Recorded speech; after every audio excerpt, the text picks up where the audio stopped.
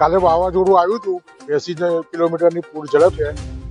તેના અનુસંધાનમાં સ્ટેશન રોડથી પ્રતાપગંજ તરફ એટલે કે આપણે રેલવે સ્ટેશન જવાના રસ્તા ઉપર એક મોટું ઝાડ પડી ગયું હતું.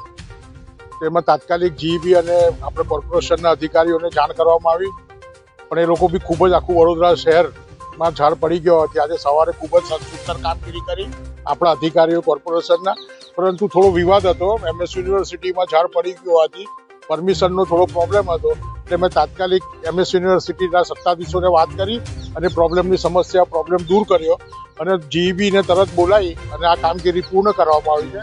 અને વીજ પુલ જે નથી પ્રતાપગંજ વિસ્તારમાં એ હમણાં વીજળી તાત્કાલિક રીતે ચાલુ થશે.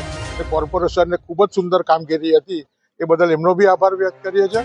અને હમણાં લાઇટ ચાલુ કરી અને આપ જોઈ શકો છો કે બધા કોર્પોરેશનના અધિકારીઓ લાગેલા છે અને સદન ફાયર બ્રિગેડના અધિકારીઓ લાગેલા છે અને તરત જ કામ હમણાં પૂર્ણ કરી દેશે.